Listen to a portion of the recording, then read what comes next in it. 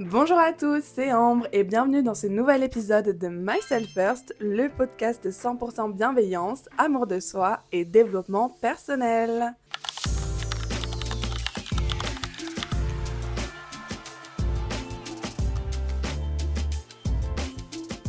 Aujourd'hui, je suis avec ma petite sœur, Eden. qui est là pour m'épauler parce qu'on va parler d'un sujet qui nous concerne toutes les deux, qui est les études. La prépa.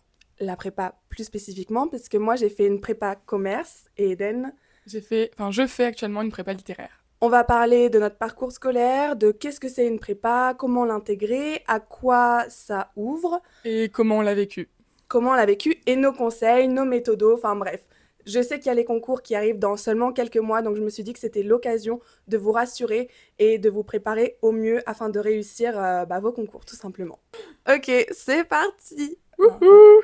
Let's get started. Bon alors pour commencer, Eden, est-ce que tu peux nous parler de ton parcours scolaire ? J'ai fait un bac général avec en première les spécialités AGGSP, LLCE et SES. Et j'ai arrêté SES en terminale. J'avais aussi l'option DNL pendant les 3 ans au lycée. C'est anglais approfondi. Ouais, donc c'est histoire géo en anglais. Et j'ai eu mon bac mention bien. Voilà, je sais pas si je dois dire Bravo. mes notes. Merci. Non. Donc, je pourrais slide en disant mes notes, mais... Moi, j'ai eu mention très bien, donc... voilà. Elle l'a pas passé, parce que c'était pendant le confinement. C'est vrai, c'était pendant le Covid. J'ai eu mon bac mention très bien sans même le passer. Mais Eden, est-ce que tu peux nous dire, au lycée déjà, comment tu étais ? Est-ce que tu étais une élève studieuse ? Est-ce que tu aimais étudier ? Et est-ce que tu savais ce que tu voulais faire après le lycée ? Alors déjà, mon lycée, il était un peu chaotique, où du coup, moi, je suis une 2005, donc génération Covid. Et en seconde, je faisais du coup cours alternés. Donc je faisais une semaine à la maison et une semaine en cours. Et ça, c'était horrible. Donc là, j'ai vraiment flanché, c'est-à-dire que j'étais une bonne élève, donc j'avais 16 au collège. Et là, je suis tombée vers, je sais pas, 13, 14, voilà. Pour certains, c'est bien, moi, c'était pas mes moyennes. Parce qu'on vient d'une famille où les études, c'est vraiment très important. Et donc, il y a un peu cette compétition, culture de l'élitisme et surtout un peu une compète entre nous. Eden avait beaucoup de pression du fait que j'ai eu mon brevet et mon bac mention très bien. Non, mais c'est vrai. Oui, non, mais si, carrément. Et donc, moi, j'ai jamais eu de problème au lycée et Eden a très mal vécu le confinement. Enfin, le fait... non, mais le Covid, parce que c'est vrai, elle faisait les cours à distance, c'était horrible. Et donc, il y a une petite période un peu compliquée en seconde. Donc seconde, et donc première, c'est là où je me suis remise dans le bain. Premier semestre, très compliqué, surtout en SES. Et puis pareil, je tournais autour des 14. Et c'est seulement au cours du second semestre que là, c'est bon, je suis remontée sur mes moyennes, donc 15-16. Et ça s'est poursuivi en terminale. Et par rapport à mes projets d'orientation, donc c'était assez vague. Moi, au second, je voulais faire médecin sans frontières. En première, je voulais être vétérinaire, je crois. Et ensuite, c'est fin première, j'ai eu vraiment cet amour, cette passion en fait pour l'AGGSP, pour mes professeurs, enfin, c'était vraiment c'est quoi la GSP ? C'est histoire, géographie, donc c'est les géopolitique. Géopolitique, sciences politiques. Ouais, c'est ça. LLCE, c'est littérature anglaise, et SES, c'est sciences économie et sociales, pardon. Donc voilà, et donc coup de foudre pour cette matière, et on fait de l'orientation avec ma professeure de français, et c'est elle qui m'oriente vers Sciences Po. Cet intérêt pour Sciences Po, il continue en terminale, où mon lycée met en place une prépa tous les mercredis après-midi pour préparer le concours des IEP. C'est des concours que j'ai préparés tout au long de l'année, et je les ai passés en avril, et je ne les ai pas eus. Slay! Youhou! Mais ça, c'est parce que t'as voulu faire comme moi, parce que moi, j'avais voulu préparer Paris-Dauphine et j'ai pas été prise non plus. Donc moi aussi, tous les mercredis, après les cours, j'allais bosser pour rentrer à Paris-Dauphine et je n'ai pas été prise. Mais ce n'est pas grave, parce que la réorientation, ça fait partie des études et c'est important de toujours avoir des plans B. D'où l'importance aussi pour nous d'avoir des bonnes notes, parce qu'au moins, on se fermait pas de porte et on savait qu'en faisant une prépa, on pourrait retenter Sciences Po. Parce que c'est pour ça qu'Eden a intégré une prépa. En réalité, c'est pour repréparer ses concours. Et je te laisse parler de ta première année de prépa, d'ailleurs. Donc moi, j'ai choisi de faire une prépa lettres, donc Cagne, Hippocagne, parce que ma prépa proposait justement une formation pour retenter les IEP en avril. Et au début, ça me plaisait. Donc je faisais la prépa Sciences Po et la prépa lettres, il faut faire les deux. Et en fait, en novembre, je trouvais que c'était trop dur de combiner les deux. Et donc, j'ai décidé d'arrêter la prépa Sciences Po pour me focaliser que sur la prépa lettres en général. Et donc jusqu'en février, c'était trop bien, c'est la découverte de la vie étudiante. Je sais pas, ça me plaisait ce que j'apprenais, parce que c'est vraiment la continuité du lycée. J'étais toujours chez mes parents, enfin tout allait bien. Mais j'ai vraiment eu un gros coup de mou à partir de mars, où là la prépa ça m'a pas du tout plu, ça me correspondait plus. Et les concours Sciences Po approchaient, donc c'était en avril. Et en fait j'étais dégoûtée de pas avoir continué cette formation-là, parce que c'est vraiment ce qui me plaisait, c'était pas les lettres, c'était vraiment en fait la géopolitique. Et donc là la prépa, j'ai un peu enfin j'ai vraiment eu un changement de regard sur la prépa qui continue dans ma deuxième année. Donc tu regrettes de ne pas avoir retenté les concours Sciences Po. Oui, je regrette parce que je me suis plus laissée embarquer dans la découverte, dans la vie étudiante, dans mes nouvelles amies, que dans ce que je voulais vraiment faire. En fait, je me suis vraiment égarée. Et donc ça me poursuit encore aujourd'hui pour essayer de rattraper ce qui me plaît vraiment, c'est-à-dire pas la philosophie et le français, mais l'histoire et la géopolitique. Ok, donc là, t'as les concours dans quelques mois. Mhm. Est-ce que tu te sens stressée? Bah non, parce que les concours qu'on doit préparer en lettres, c'est l'ENS, les concours de l'ENS. Donc c'est l'école normale sup. Mhm. Et c'est pas du tout ce que je veux faire. Donc là, c'est ces écoles qui ouvrent pardon, sur les formations d'être chercheur, d'être professeur-chercheur, etc. Et c'est pas du tout ce que je veux faire. Mais du coup, tu vas faire quoi? Parce que tu fais 2 ans de prépa, sachant qu'après 2 ans de prépa, il n'y a pas de diplôme ou quoi. Mhm. Donc est-ce que c'est genre 2 ans de perdu? Qu'est-ce que tu vas faire? C'est quoi ton plan B? Est-ce que tu peux intégrer une université? Qu'est-ce que tu vas faire? Ouais, alors en prépa, t'es toujours attaché à une université, donc ton université de secteur, parce que tu peux quitter la prépa à chaque semestre. C'est-à-dire que si au premier semestre de votre première année de prépa, ça va pas du tout, et ben vous êtes forcément inscrit en parallèle à l'université de votre ville. Donc vous pouvez en fait à tout moment retourner dans la licence dans laquelle vous êtes inscrit, et ainsi quitter la prépa sans avoir perdu un semestre. Et ça, c'est cool parce que pour ceux qui ont peur de pas réussir en prépa, le fait d'être attaché à une université, ça vous permet vraiment d'avoir un parachute et un plan B. Donc toi, c'est ce que tu vas faire, mais pas avec ton université. Tu fais quoi du coup l'année prochaine? Alors du coup, je suis obligée de passer les concours pour avoir une équivalence, donc vous serez forcément inscrit pour passer les concours lors de votre deuxième année. Par contre, moi je vais vraiment essayer de me rattacher à la géopolitique et mon université de secteur le propose pas la formation que je veux. Donc du coup, là mon but c'est d'être pris à la Sorbonne à Paris en licence, en troisième année de licence Ouais. de géopolitique ou d'histoire. Ouais, parce qu'une prépa, ça compte un peu comme une L1, L2.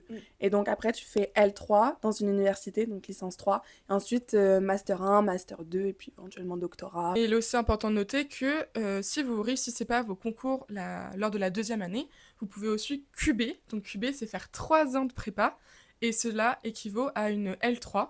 Et vous pouvez même bicarrer. Je savais même pas ça.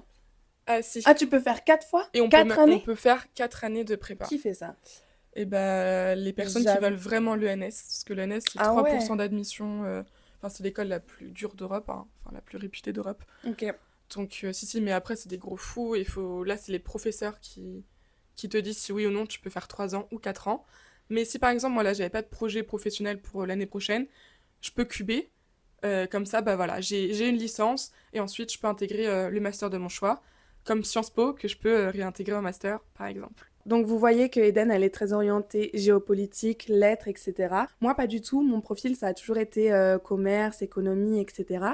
Et donc au lycée, moi aussi, j'avais des très bonnes notes. J'ai toujours été vraiment studieuse. Je le précise parce que euh, c'est pas en prépa que vous allez travailler plus. En fait, il faut déjà avoir un profil où vous bossez un minimum, où vous aimez en fait étudier. Parce que si vous aimez pas apprendre, si vous aimez pas l'école, si vous aimez pas le cadre du lycée, bah vous aimerez pas la prépa. Parce que la prépa, c'est vraiment quand même en vrai du bachotage. C'est-à-dire que tu es en cours, tu as les mêmes horaires qu'au lycée, tu as la même structure de classe qu'au lycée, et tu apprends, tu apprends, tu apprends. Donc si tu n'aimes pas ça, peut-être que la prépa, c'est pas la meilleure filière pour toi. J'ai tenté de rentrer à Paris-Dauphine, j'ai pas été prise, mais pas grave. Du coup, après, j'ai fait la prépa Jeanne d'Arc à Caen, une prépa ECE, donc économique, pour rentrer dans les meilleures écoles de commerce de France. En fait, on n'a même pas expliqué ce que c'est une prépa, mais c'est une formation où pendant 2 ans, tu vas préparer tes concours pour rentrer dans les écoles que tu souhaites. Donc, il y a la prépa économique pour intégrer les écoles de commerce, il y a la prépa lettres pour intégrer les IEP, les trucs qui sont autour de la géopo, etc. Il y a les prépas maths, si tu veux faire tout ce qui est école d'ingénieur. Pour être pris en prépa, je pense que les notes, souvent c'est à ça qu'on se réfère en premier. Donc les notes qu'on a eues, je pense que c'est important de le dire. Donc en français, j'ai eu à Au l'écrit, bac. en français au bac, j'ai eu à l'écrit 18 et à l'oral 17. En SES, la moyenne que j'ai laissée c'était 13. En HGSP au bac, j'ai eu 17. Et en LLCE, j'ai eu 16. Au grand oral, j'ai eu 19. Alors moi, au bac, en français, j'ai eu 16, 19. En sciences, j'ai eu 16. En histoire, j'ai eu 17. En maths, j'ai eu 13. Regardez, maths, c'était ma matière où j'étais la moins forte. Et pourtant, j'ai quand même réussi à être prise en prépa. Si vous allez en prépa économique et que vous êtes nul en maths, bonne chance. Bonne chance. Moi, j'avais 3 de moyenne pendant mes 2 ans de prépa en maths. Seigneur, c'est trop compliqué. C'est la matière que j'ai le plus bossé. J'avais des cours particuliers et tout. Ça n'a servi à rien parce que je ne comprenais pas. C'était une langue que je ne parlais pas. Donc, pourtant, les maths, c'est en éco, enfin en prépa ECE, c'est la matière avec les plus gros coef, hein. Donc, si vous êtes un peu nul dans les autres matières, mais que vous êtes hyper chaud en maths, franchement, vous pouvez tenter la prépa, parce que comme ça, vous allez vous rattraper sur les autres matières et vous aurez vraiment l'avantage maths. Si vous êtes hyper chaud dans toutes les autres matières et nul en maths, vous pouvez tenter aussi. Mais si vous êtes un peu nul partout, Ouais, non, là. Là, par contre, c'est chaud. là, Surtout, c'est chaud, hein. encore vous, vous avez des nouvelles matières comparées au lycée. Nous, c'est vraiment la continuité du lycée, c'est-à-dire qu'on a tout pareil. Anglais, français, philo, histoire, géographie. On a même des langues mortes. Bon, moi, ça, vous allez reprendre du début. Mais alors, si vous êtes moyen partout, c'est-à-dire que si vous avez pas plus de 13 ou 14, ça va être chaud parce que vous pourrez vous Mm. rattraper de nulle part. Après, j'ai eu 15 en éco, 19 en anglais, 16 en italien, 14 en philo, 19 en sport, 20 à mon grand oral, on va dire, 16 en histoire des arts et 17 en anglais euro. Ce qui fait... Oh! J'ai une moyenne de 16,80! Mais j'ai pas du tout 16,11! J'ai 16,80! Oh putain, mais j'ai eu mon bac avec presque 17 de moyenne, mais je suis hyper chaud! Faut être bon élève en fait. De toute façon, les professeurs ils vous le diront pendant Parcoursup si vous avez le profil ou pas. On va pas se mentir, hein. Moi, il y en a, ils ont dit non. Ou il y en a, ils se sont posé la question. J'avais une amie, elle hésitait entre licence d'histoire et prépa. Et la prof lui a dit, bah, si tu vas en licence d'histoire, tu vas te faire chier, va en prépa. Puis il y en a, c'était le contraire. Il y en a, ils vont dire, non, là, ça va être trop compliqué. C'est vraiment un cycle pluridisciplinaire. Donc, il faut être bon partout. Si t'es juste bon dans une matière, va en licence. En plus, ça va être mieux pour toi, ce sera plus adapté. Tu vas t'épanouir dans la matière que t'aimes et pas souffrir dans celle que t'aimes pas. Ouais, donc la prépa, c'est une super filière. Moi, je suis trop contente d'en avoir fait une. Je pense que toi, tu regrettes pas non plus. Non.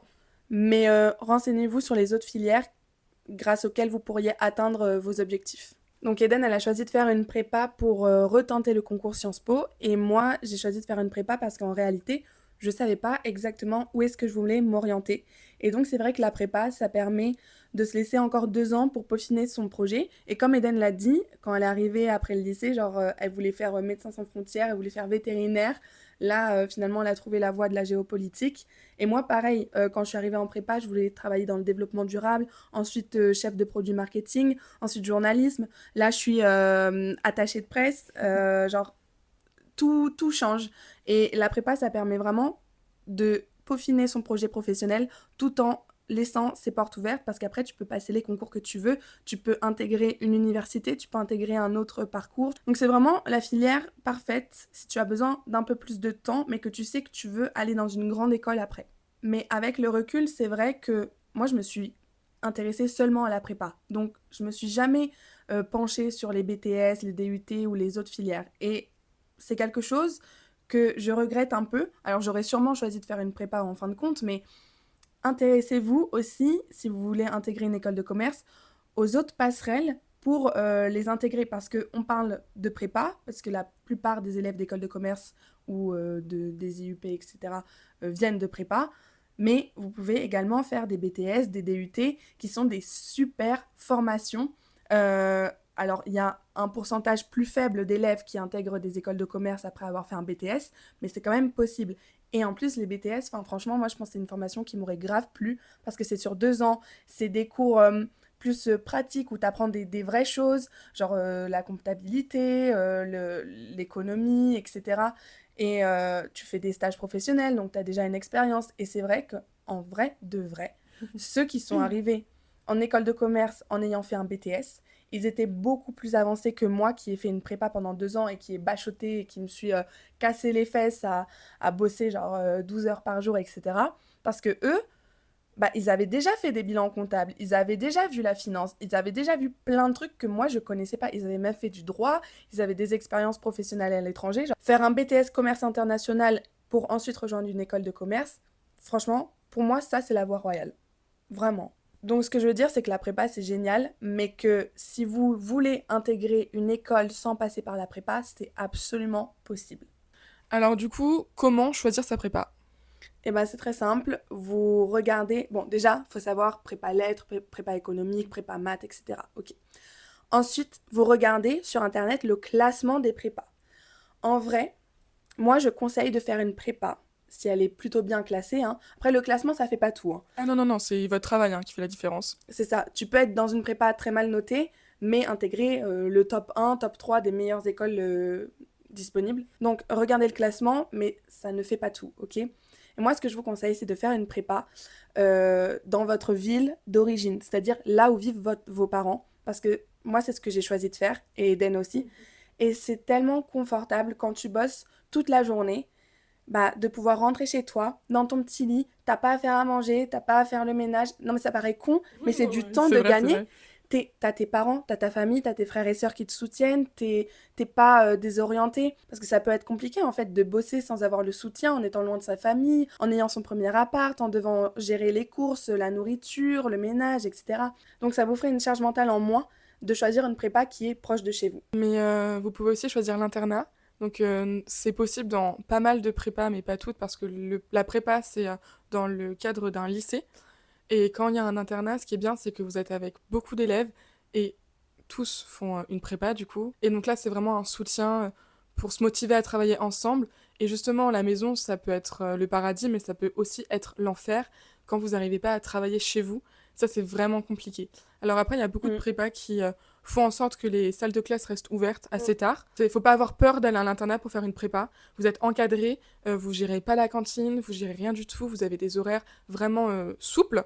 Et puis vous êtes entouré de vos amis, vous êtes entouré de toutes les personnes autour de vous. Et ça, c'est vraiment un soutien C'est vrai. qui comble la famille. Quelque chose d'autre à regarder, ça va être l'effectif. Parce que moi, dans ma prépa, c'était une prépa privée. Et on était genre 15 par classe. Donc j'étais à la prépa Jeanne d'Arc à Caen. Franchement, je leur fais une pub parce que c'était génial. Et le fait d'avoir un effectif réduit, ça permettait d'avoir un suivi personnalisé, contrairement aux grandes prépas où vous êtes genre 30, 40 et c'est la compétition entre les élèves. Mais donc le fait d'être en petit groupe, c'était vraiment génial. Tous les profs nous connaissaient, ils nous suivaient, ils nous encadraient, ils nous soutenaient. Et enfin, je sais qu'à Jeanne d'Arc, bah, il y avait la secrétaire qui était comme la petite maman, qui s'occupait de nous. Tous les profs, bah, du coup, on a des groupes WhatsApp avec nos profs. Et en vrai, en prépa, tu as une relation vraiment différente avec tes profs parce que t'envoies des messages le soir dès que tu as besoin d'aide, dès que tu as besoin d'un cours privé, etc. Ils sont là pour t'aider, pour te pousser à donner le meilleur de toi. Et moi, encore aujourd'hui, mon prof de maths, alors je sais pas s'il les écoute, mais en tout cas, il est abonné à ma chaîne de podcast et il répond à toutes mes stories. Genre, il est vraiment hyper impliqué dans mes projets. Et je suis toujours en contact avec, bah, plus trop les élèves de ma prépa, mais les professeurs, oui, je sais qu'ils prennent de mes nouvelles. Je sais qu'ils regardent ce que je fais sur LinkedIn. Je sais qu'ils me soutiennent dans mes projets. Et genre, c'est incroyable. Enfin, je trouve ça vraiment trop mignon. Et ils ont fait en sorte que je passe 2 bonnes années de prépa. Donc, merci Jeanne d'Arc. Mais moi, c'est vraiment le contraire en fait, d'un point de vue Ah, effectif. C'est que moi, je suis dans une prépa publique, donc au lycée Malherbe à Caen. Et là, par contre, nous, nos effectifs, on atteint 35, 40, 45. Voilà, alors en début d'année, on est plus nombreux qu'en fin d'année. Mais voilà, nous, par contre, c'est pas les mêmes effectifs.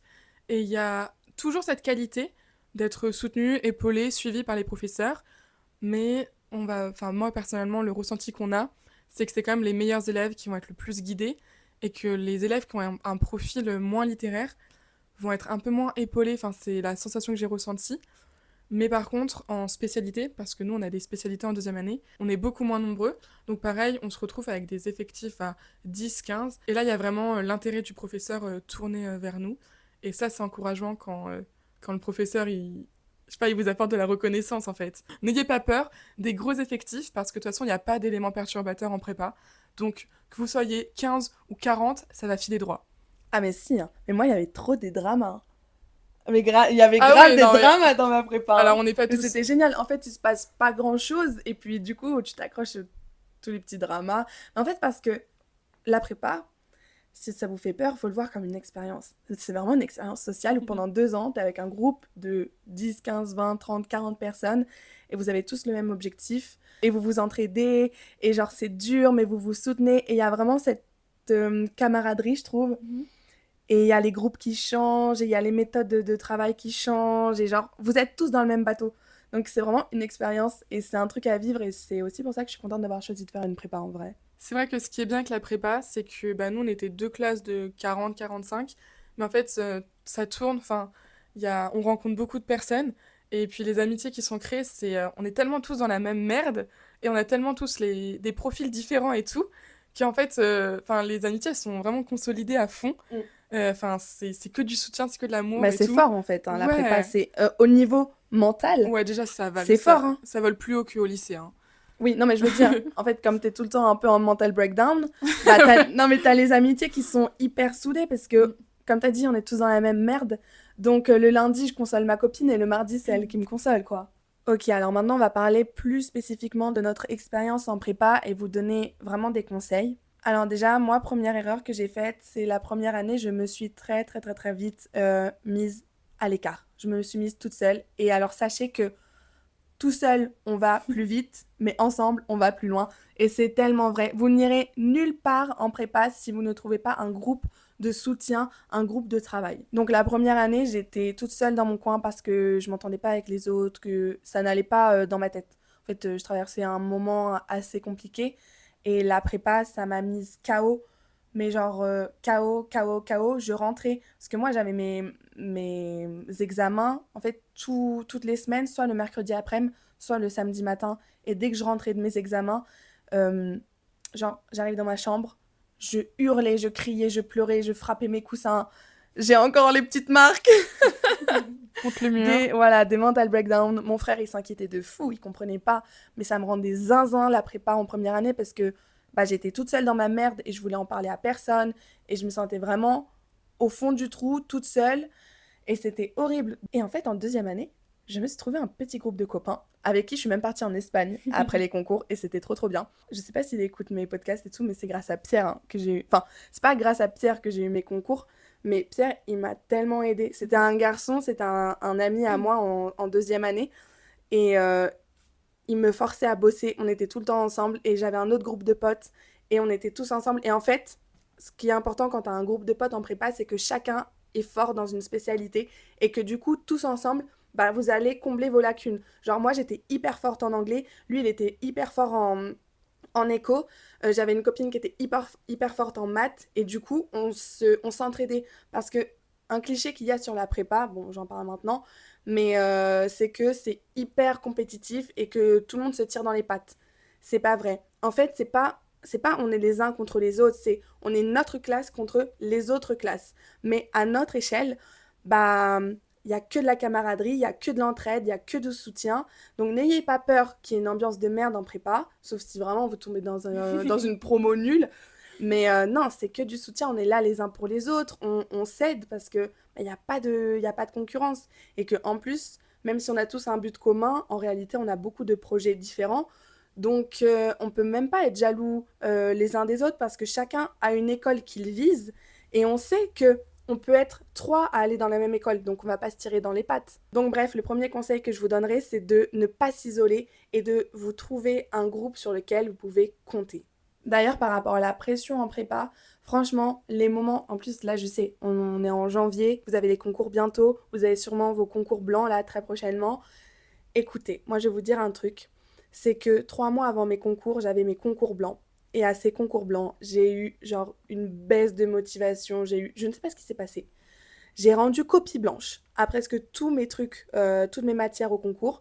Et j'ai rendu copie blanche. Et là où j'avais rendu mes trucs, je crois, 0,25 sur 20 en maths. À 3 mois des concours, je rends copie blanche en éco et j'ai 0,25 sur 20 en maths. Ok? tout le monde hyper inquiet. Mes parents, ils savent plus quoi faire. Mes profs, ils se disent, mais qu'est-ce qu'elle est en train de faire? Enfin, parce qu'en plus, j'étais une bonne élève, moi, en prépa. Mais là, catastrophe. Il y a tout qu'à lâcher. Je pouvais plus travailler. Je ne pouvais pas travailler. Je sais pas ce qui s'est passé. Et donc, si ça vous arrive, ne paniquez pas. Parce que une journée ne fait pas l'autre. Et un moment ne fait pas l'autre. Dans ce genre de situation, il faut se laisser une pause. Ça peut paraître hyper contre-intuitif, mais pendant 2 semaines, enfin, si vous sentez que vous ne pouvez pas travailler, ne travaillez pas. Mettez-vous en repos, faites une pause, n'ouvrez aucun livre, ne faites rien, ou alors bossez genre 1 heure par jour, mais ne vous mettez pas de pression dessus, parce que moi, ça m'a pas empêché, genre 3 mois plus tard, de réussir mes concours et d'être prise dans la meilleure école, enfin, dans la 6e meilleure école de commerce de France. Waouh! Waouh! Donc, si vous avez une baisse de motivation ou une chute dans vos notes ou que vous foirez vos concours blancs à quelques mois de vos vrais concours, don't panique. Je suis passée par là, d'autres personnes sont passées par là. C'est pas grave, c'est juste genre un moment entre parenthèses où votre cerveau il explose. Mais vous inquiétez pas, ça vous empêchera pas de réussir. Donc Ambre elle disait qu'une journée faisait pas l'autre et c'est vrai parce qu'on peut avoir une journée où les professeurs vont nous rendre beaucoup de copies, de CB, d'examens, de colle et ça va pas être fameux. Et donc le soir vous rentrez, vous êtes triste, vous avez l'impression d'être nul. Et le lendemain, je sais pas, il y a une note qui tombe, je sais pas, vous avez 13, 12 et là ça y est, ça efface les notes précédentes et vous vous sentez estimé, valorisé et ça se joue vraiment en quelques jours quoi. Donc Ouais, c'est... parce que 12-13, c'est une excellente note Ah en ouais. prépa. Franchement, préparez-vous à avoir des notes de merde en prépa. Moi, j'ai toujours été dans le top 3 des meilleurs élèves de ma classe quand j'étais au collège ou au lycée. Et puis là, en fait, t'arrives en prépa et tous les gens qui sont avec toi, c'était les meilleurs de leur classe. Donc, tu te retrouves noyé dans cette masse. Et quand t'avais des 17 au lycée, bah là, tu te retrouves avec des 7, genre. Mais c'est pas grave, Ouais, c'est ouais. la notation prépa. Et dans tous les cas, si vous avez des notes de merde, peu importe. Vos notes, euh, elles servent juste à se positionner dans la classe. Si t'as 7, mais que tous les autres ont 6, bravo. Bien joué. Non mais vraiment, Ah tu non, mais oui, vois. oui, hein. Donc, c'est pas une question d'avoir une bonne moyenne ou pas, parce qu'il y a que les notes au concours qui importent, mais c'est une question de savoir dans la classe où est-ce que tu te situes par rapport aux autres. Par exemple, par rapport aux notes, moi, pareil, j'ai toujours été dans les bons élèves de ma classe, top 5, je pense. Et arrivant en prépa, c'est là où tu commences à te prendre des mauvaises notes. Donc, par exemple, je me souviens très bien que ma première note en prépa, c'était 9,5. Et là, mais je suis rentrée chez moi, j'étais en larmes. Alors, je pleure pas, ou rarement, et encore moins pour des notes. Et avoir cette note-là, ça m'a foutu un gros coup au moral. Et en plus, tout le monde dans la classe avait 14, 15. En fait, tout le monde, ça allait. Et moi, j'étais là, j'avais 9. Alors, il y a eu pire que moi, je crois que la pire note, c'était 7. Mais je me suis dit, ah, en fait, je suis vraiment nulle. Et en fait, quelques mois plus tard, 9, c'est une bonne note. Vous vous rapprochez de 10, soit de la moyenne, soit du 12 que vous visez au concours. Donc, en fait, 9, ça devient vraiment une bonne note. Et il y a vraiment une banalisation, en fait, des notes où, personnellement, là où je considère que vraiment ça devient chaud, c'est 6 et en dessous. Donc, vraiment, il y a une banalisation des mauvaises notes où les mauvaises notes du lycée deviennent des bonnes notes en prépa. Et c'est vous qui allez vous faire Jugement. votre propre jugement, en fait. À partir de 6 personnellement, ça devient une mauvaise note. Et au-dessus de 11, ça devient une bonne note, quoi. C'est juste la notation prépa. Ouais. Et en parlant des notes et du coup finalement du travail, Mhm. il y a un cliché selon lequel la charge de travail en prépa est absolument insurmontable et que genre tu bosses de 6 heures du matin à 2 heures du matin et que tu fais que ça et que t'as pas de vie sociale et que tu peux rien faire et que ta vie c'est bosser, bosser, bosser, bosser. Bah sachez que c'est mais absolument faux. Mais j'avais jamais de la vie. Moi en prépa, bah, alors tu sors pas en boîte 3 fois par semaine, mais ça t'empêche pas de sortir boire un verre toutes les semaines. Et en fait, c'est même hyper, hyper important de ne pas seulement travailler, mais de garder une vie sociale, de continuer à faire du sport, à voir votre famille, vos amis, à sortir en boîte et vous mettre une caisse de temps en temps. Surtout que comme tu le fais plus rarement, bah t'apprécies d'autant plus, tu vois. La soirée après les concours blancs, mais Du c'est jeudi hier. soir, elle est attendue, hein. Ah ouais, non mais c'est génial. Donc en prépa, très important de garder des amis, d'avoir une vie sociale. Et la charge de travail, oui, tu bosses, oui, tu charbonnes, mais c'est une question de méthodologie et d'organisation en fait. Chacun a sa propre organisation, son propre moyen de mémoriser les cours, de bosser, de préparer l'école. L'école, c'est des mini-interrogations de 20 minutes qui ont lieu plusieurs fois par semaine par matière, on va dire. Et tu dois préparer l'école, tu dois préparer tes concours blancs, tu dois préparer ton cours, tu dois préparer d'autres sujets, etc. D'ailleurs, par rapport à ça, mon conseil, si vous voulez réviser efficacement, c'est bien d'apprendre son cours, de le ficher, etc. Mais pour être vraiment efficace, prenez des sujets, allez voir les annales et... Ah non, je rigole pas pour ça quand même. Pour Annelle. Oui, c'est nul! C'est nul! Vraiment, mon conseil pour être efficace, c'est prenez des sujets, allez voir dans les annales, allez piocher, allez regarder les corrigés des meilleurs élèves. En fait, il faut que dans votre tête, votre cours, vous puissiez le restituer selon des arguments et que donc vous avez un cours, mais peu importe le sujet qu'on vous donne, vous savez, ok, cette partie du cours, je le mets dans cet argument pour ce sujet, etc. Et donc, ce qui marchait hyper bien avec moi, c'est de vraiment me faire des plans détaillés de sujets. Après, moi, j'étais en prépa économique, donc peut-être que ça vaut pas pour les autres prépas. Mais je sais que quand je faisais mes dissertes d'économie, bah, j'apprenais des fiches, des fiches, des fiches avec des plans détaillés et je connaissais les arguments par cœur. Et donc, ça me permettait de restituer, genre, je piochais les arguments que je connaissais par cœur dans ma tête pour créer ma dissertation. Donc voilà, la charge de travail en prépa, c'est vraiment de la rigueur, de l'organisation, de la méthodologie. Il faut apprendre à vous connaître pour savoir quand est-ce que vous êtes productif. Est-ce que c'est le matin? Est-ce que c'est l'après-midi? Est-ce que vous avez une mémoire visuelle, une mémoire auditive? Est-ce que vous travaillez mieux seul, en groupe, chez vous, à la BU? Et de toute façon, toutes ces méthodes de travail, elles peuvent changer au fur et à mesure du temps. Mais apprenez à savoir comment vous êtes productif. Et dans tous les cas, la productivité, c'est la clé. Donc, s'il y a un moment où vous sentez que vous êtes fatigué et que vous êtes moins productif, mais que vous voulez quand même terminer votre tâche, non, arrêtez. Faites une pause de 20 minutes ou 1 heure, ou alors fermez votre livre pour ce soir et vous recommencerez demain. Mais il faut jamais que vous vous épuisiez jusqu'au bout. Il faut vraiment toujours rester productif, sinon vous n'allez jamais tenir sur la durée et il y a un moment où votre corps ou votre tête, elle va lâcher quoi. Et moi, je viens vraiment pour couper tout ça, c'est-à-dire que moi, je ne suis pas du tout cette personne-là qui travaille énormément. Moi, je suis vraiment le genre de meuf qui procrastine, qui a des facilités, qui, quand ça lui plaît pas, je travaille pas. Donc, en fait, je suis vraiment pas du tout C'est adaptée vrai, pour la prépa, en c'est fait. vrai. Quand tu as des facilités en prépa, ça aide. Ouais, si vous ne savez pas travailler, si vous n'avez jamais travaillé au lycée, mais c'est pas une blague, hein, vous travaillerez pas plus ou différemment en prépa. Juste en prépa, vous allez être méthodique, c'est-à-dire que vous allez savoir quoi réviser, quelle matière a le plus gros coefficient, réviser vos spé avant le tronc commun, les matières qui rapportent le plus au concours que celles qui rapportent le moins. Et donc moi personnellement, j'ai réussi à passer en deuxième année alors que je travaillais sincèrement même pas 1 heure tous les jours. En fait, je travaillais beaucoup le week-end, mais très peu la semaine. Mais en fait, il faut vraiment pas se comparer aux autres. C'est-à-dire qu'il y en a, vous allez voir en prépa, ils tryhardent, ils font que ça, ils vous parlent que de ça. Et tant mieux, ils veulent réussir et on leur souhaite que ça. Mais moi, personnellement, ça me plaît pas ce que j'apprends, ce que j'apprenais. Et donc, du coup, je voulais pas me battre pour ça. Moi, je veux vraiment me réaxer géopolitique. Et donc, voilà, j'aurais fait ma prépa, j'aurais fait mes 2 ans, mais je me serais pas du tout arrachée. Aucune culpabilité vis-à-vis de ça, je suis claire avec moi-même. Mais voilà, faut vraiment plus vous visez haut, plus faut travailler. Et ben voilà, sinon on peut parler de la triche. Que pensez-vous de la triche, mademoiselle? Parce que moi je ne triche pas, mais il y en a qui trichent pendant les CB ou pendant les examens. On va pas parler de ChatGPT, mais on peut parler d'Ambre. Et donc, Ça, c'est un truc. Alors, ma petite sœur m'a beaucoup admirée mhm. sur plein de choses dans la vie. Et puis, elle a découvert que sa grande sœur n'était pas si smart que ça. Ambre, elle a eu son bac mention très bien, mais parce que ses notes ont été gonflées grâce au confinement. Sinon, Mhm. j'aurais eu mon bac mention bien.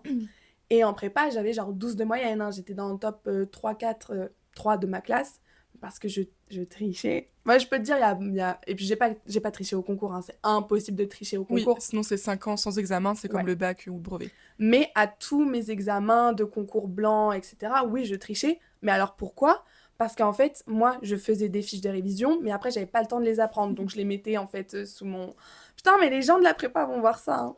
C'est Bah, pas... Ils le savent. et Ça a créé des petits embrouilles, mais Ah bah j'étais voilà. même pas au courant. Ils le savent. Mais je m'en fous. Parce que quand même, bah, moi, ça me permettait de me sentir bien, en fait. D'avoir des bonnes notes. Mais en vrai, j'ai aucun scrupule à ça, hein. Ce qui m'a fait chier, c'est de t'avoir déçu. Sinon, le reste, je m'en fous. Parce que le fait d'avoir des bonnes notes, ça me mettait en confiance. J'incite personne à tricher, hein. Là, j'envoie un très mauvais message. Oui, non, mais c'est important parce que du coup, moi qui suis derrière, et bah, ça m'a donné une autre image en fait. Moi, j'ai pas Ouais. triché. Moi aussi, parfois en anglais, j'avoue. Mais c'était nul quoi. Mais c'est-à-dire que Ambre, elle était toujours dans le top 3, elle avait 12 de moyenne. Je suis arrivée en prépa, j'avais en dessous de 10. Et je me suis dit, bah putain, ma sœur, elle réussit. Ma sœur, elle a toujours tout réussi. Et moi, j'arrive derrière, je suis là, j'ai 9, j'ai 10, je suis nulle et tout. Et en fait, bah, je me suis rendu compte qu'elle trichait. Alors évidemment, ça m'enlève pas l'estime que j'ai pour elle. Elle a réussi ses concours, donc c'est-à-dire que ça marchait.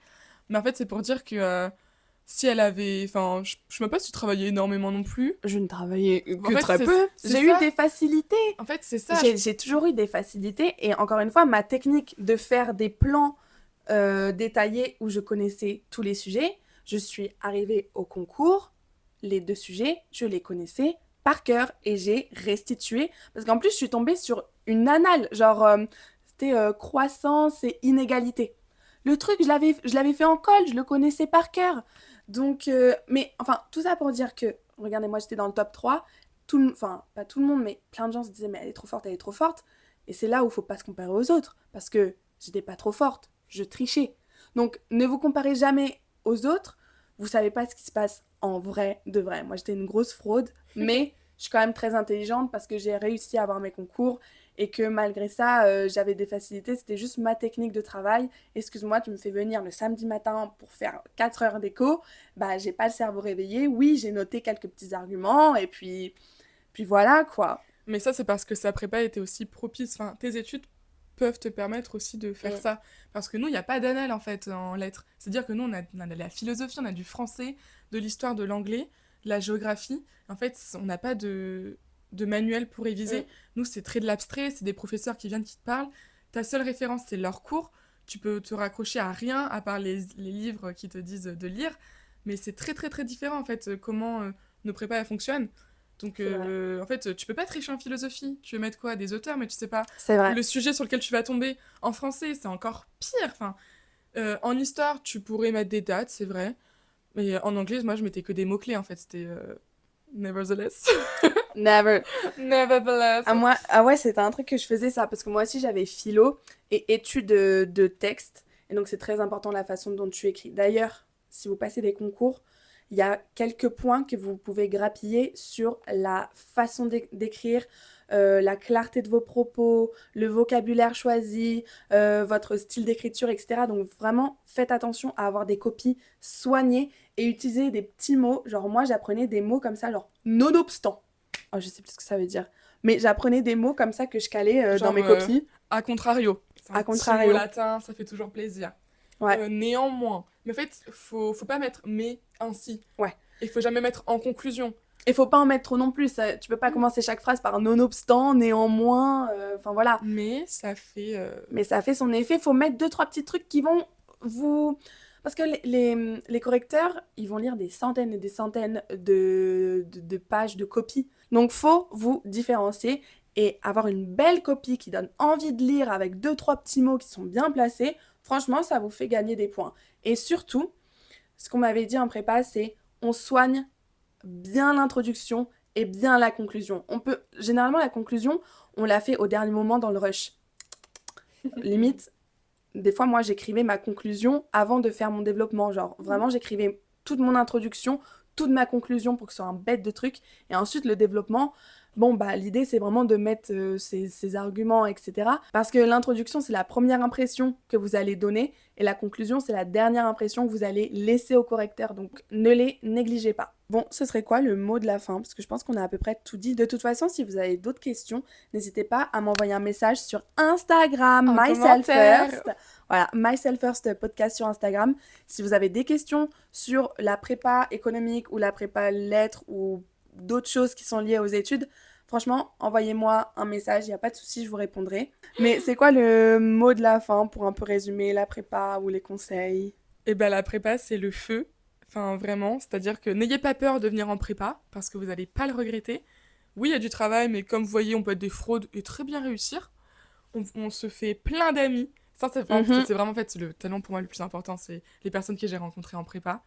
La proximité avec les professeurs, la richesse de tout ce qu'on apprend. Parce que même si ça vous plaît pas, même s'il y a des trucs qui vous plaisent pas, vous enrichissez. Enfin, c'est un T'es bagage. tellement cultivé parce qu'en plus, tu dois toujours t'intéresser à l'actualité économique, politique, culturelle, tout, tout, tout, tout, tout.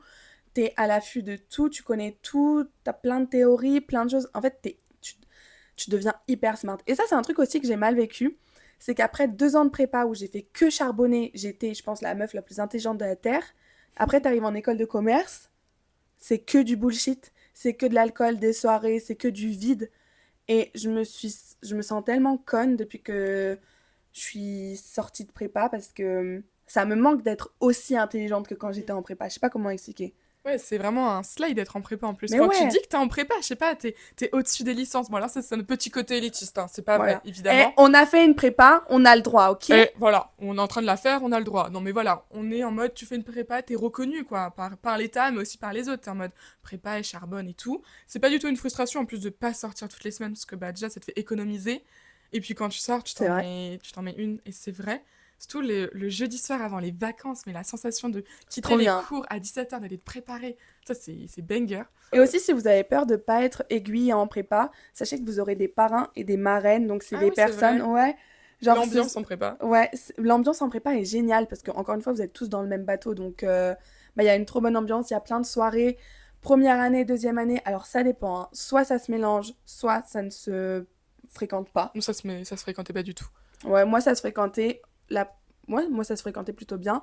Et donc, on faisait des soirées tous ensemble. Et donc, on a toujours un référent de l'année au-dessus, qui est donc soit ton parrain, soit ta marraine, et qui va t'aiguiller, qui va te lancer, qui va te donner des conseils. Et donc, n'ayez pas peur d'arriver et de ne rien savoir, parce qu'il y aura toujours quelqu'un pour vous aider. Puis la prépa, même d'un point de vue professionnel, mettre sur le CV que vous avez fait une prépa, c'est montrer que vous êtes des charbonneurs, c'est montrer que vous savez Exactement. travailler en fait. Et ça, vraiment très très important parce que moi, j'ai passé plein d'entretiens d'embauche pour différents stages et plusieurs fois on m'a dit, je vois que vous avez fait prépa, c'est-à-dire que vous savez bosser, je vous fais confiance sur la charge de travail. Donc prépa sur le CV, ça rassure les recruteurs. Ça rassure, mais c'est vrai que la charge de travail, parce qu'on n'a pas parlé en fait des examens blancs, mais par exemple en prépa lettres, c'est 6 ou 7 épreuves de 6 heures.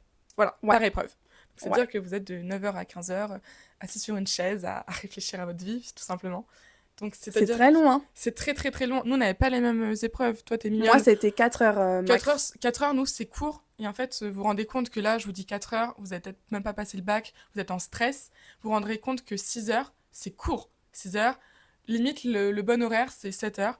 Mais en fait, je vous jure que tous vos barèmes, tout ce qui vous semble impossible, au bout de 2 ans prépa, c'est en mode oh, j'ai fait ça. Et personne autour de vous est capable de faire ce que vous avez fait. Toutes les personnes Mm. en licence, c'est 2 heures, 3 heures. Vous êtes là, vous êtes 6 heures, 7 heures sur T'as un des problème chaises. avec les gens qui font licence là? Non, mais c'est parce que je sais pas à quoi d'autre comparer. BTS, DUT, j'en sais rien moi. Mais je dis licence parce que c'est soit prépa, On va soit se prendre université. une vague de haine Ah ouais, à non mais... tous ceux qui font Non, non, l'université. mais... Et je rejoins l'université, hein, donc c'est juste pour vous dire que la prépa, Non, mais en prépa, tu travailles plus qu'en tu travailles université. plus. Je Donc parle pas de différemment. la fac de médecine ou de la fac de droit, ok. Mais quand Mhm. même, en prépa, voilà, c'est une filière qui est réputée pour Oui, le charbon et tu charbonnes. voilà. Même si on dit qu'on travaille pas, on travaille évidemment, hein. Je sais Oui, pas. quand je dis que... Non, C'est juste pour attends. dédramatiser à fond Quand je parce dis que que... j'ai triché à certains examens et que j'avais des facilités, ça m'empêchait pas de bosser et de lire tout le temps et de m'intéresser à l'actualité et de rester enfermée dans la cuisine de la prépa jusqu'à 20 h le soir et puis après Ah de non mais continuer à oui, et bosser à la maison, hein. puis tout le monde bosse autour de toi, tous tes amis, même tes amis, tu leur envoies un message, oh, t'as travaillé, et quand elles ont travaillé et pas toi, tu te sens tellement trahi. Genre. Ouais, c'est horrible. Donc ça te force à travailler. Voilà, moi j'aime bien la prépa, je vous conseille. Si vous avez d'autres questions, franchement, n'hésitez pas. Et puis, bah, Eden, merci d'avoir participé à ce podcast. C'est ma première invitée. Youhou!